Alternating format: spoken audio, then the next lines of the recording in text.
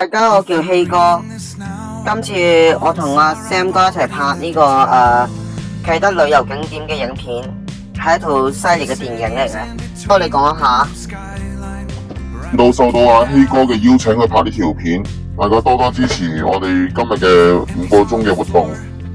我做幾名啊？我做。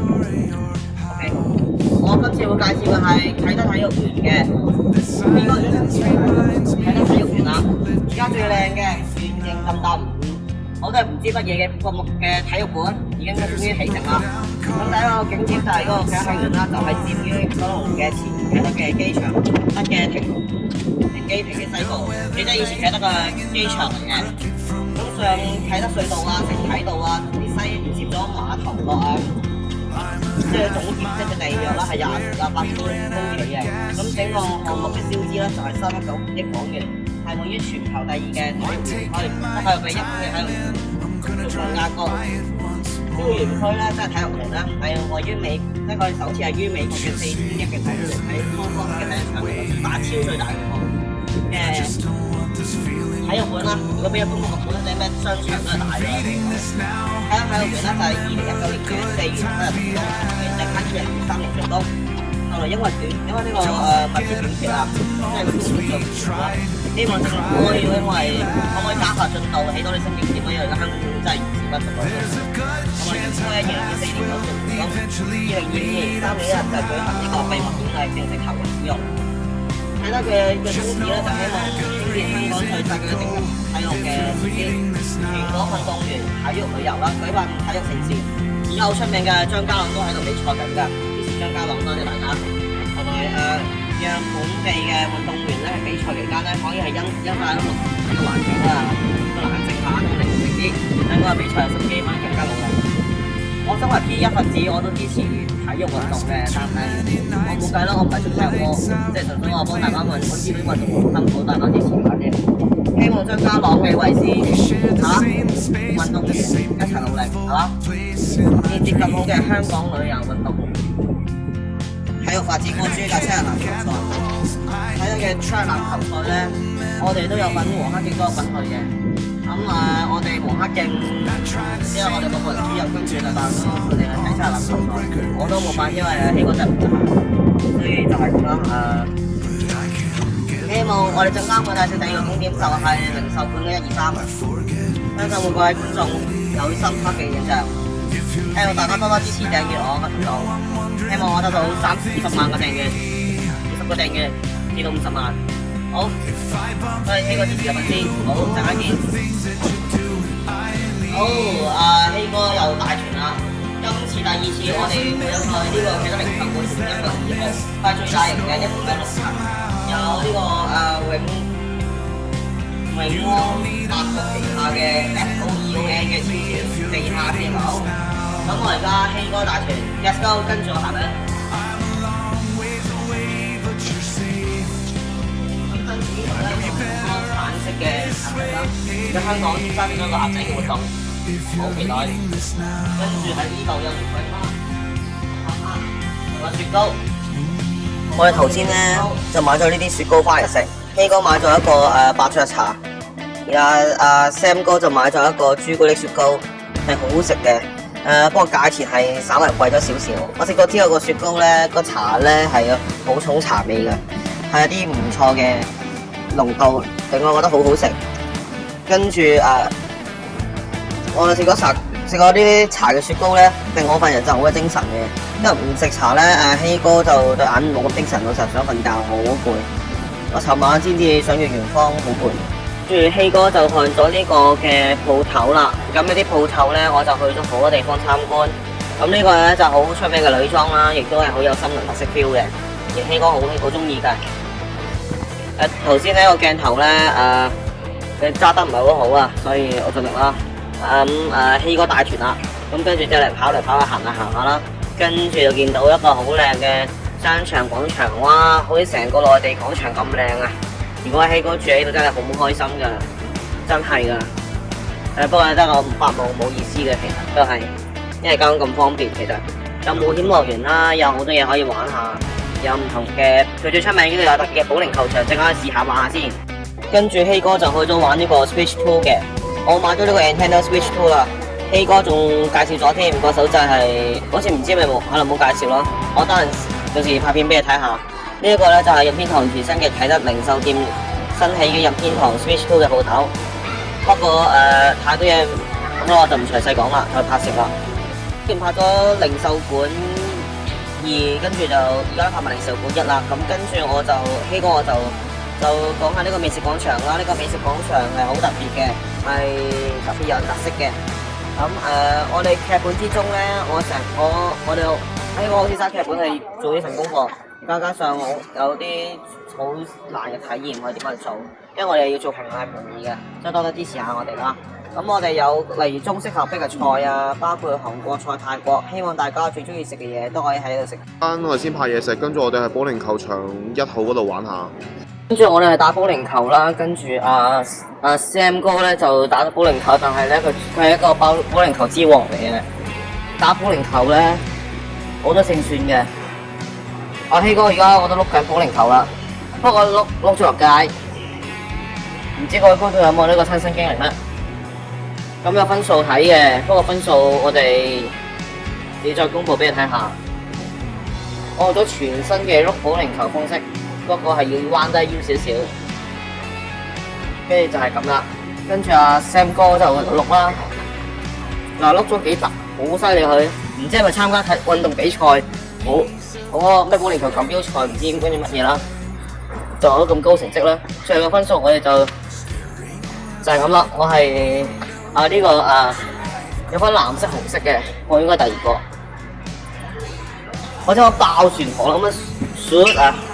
跟住我咧就再攞個紅色嘅保齡球打，然後希哥咧，我同你講，我淨係玩過 Switch 嘅保齡球，我從來冇玩過真嘅保齡球係打得啱嘅正確方法。我有玩過，我以前成日都嚟佢得打保齡球嘅，跟住Sam 哥咧就打保齡球，唔知佢係咪拳擊之王，跟住打得好勁，佢哋都話隻抽喎，好似想。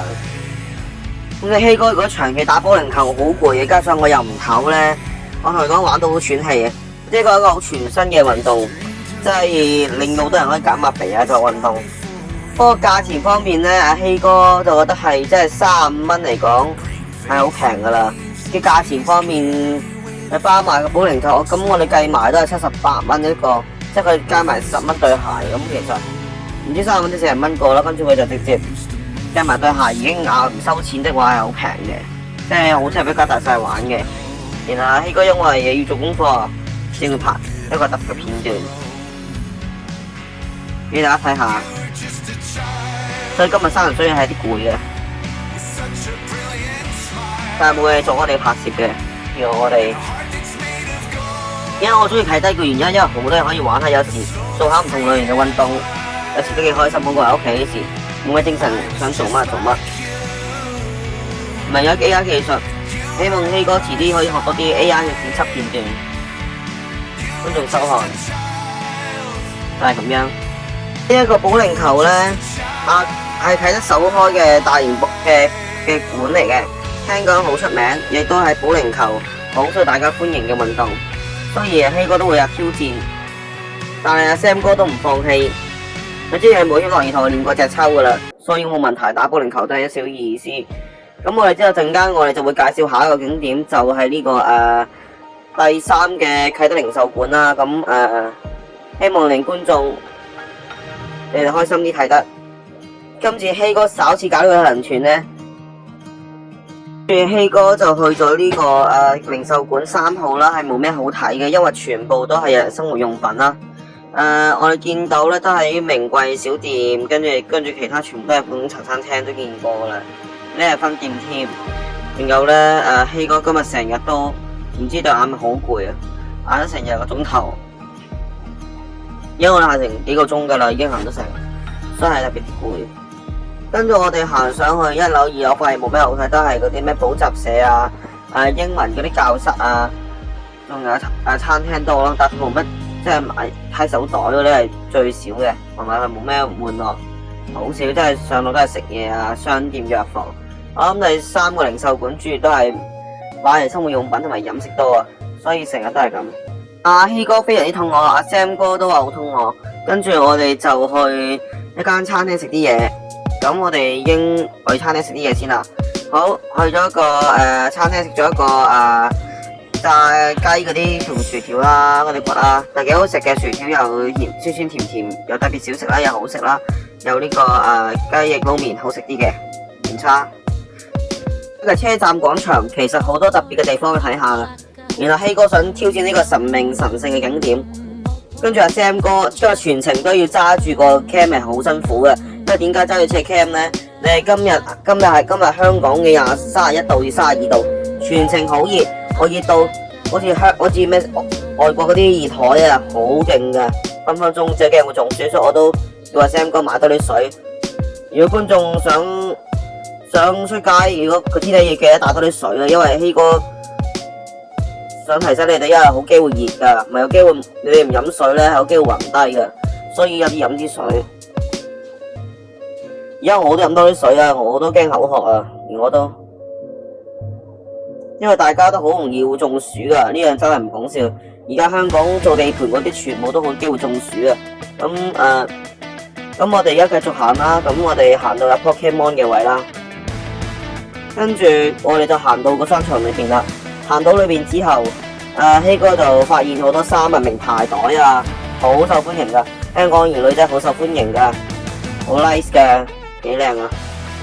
呢度仲有間戲院添，不過希哥嗰度就唔詳細講啦，因為我哋要知道版權嘅。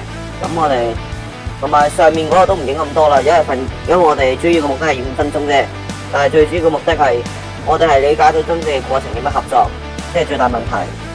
跟住我哋行到呢間酒店，唔係酒店係商場，我搞錯咗。呢個商場咧就似我哋平時，因為我覺得佢幾似酒店嘅。同埋咧，佢似尖沙咀嗰個 K11廣場，不過佢呢個廣場啲嘢真係好貴，我都唔敢食啊，因為我太貴啦。你知希哥要慳錢等使噶啦，因為我哋而家香港食嘢好貴啊，好多錢食。咁跟住我帶咗嚟呢度，跟住我哋行一行啦，行咗有扶手電梯啦，嗱呢度有巴士站嘅，呢度有廁所，亦都有其他商店。好，嗰份今日嘅功課嘅總結，我哋差唔多去到呢啲位置噶啦。跟住我哋繼續行啦，我哋去到呢啲名牌嘅，其實都冇咩行噶啦，因為我哋總結睇到呢度。係啊，咁加上我哋功課方面就全部都係我哋用劇本啊，嗰啲人手設計。我而家扮咗呢個好出名嘅太空戰士一飛沖天，就係巴斯光年。好，今日條片就拍到嚟呢度，就記翻我哋喺出嚟快啲唔食個訂閱啦。阿 Sam 哥，咁我哋最後有個評論想講嘅。零售館嘅1號、2號當中3號係最差，因為冇咩景點可以行，即係佢係全部都賣日常生活嘅用品啦。至於其他車站嗰個廣場 OK 嘅，有好多人買，不過係真係太貴啦。好，今日條片拍攝到，再見，拜拜！訂閱出嚟唔少，訂閱留言啦，拜拜。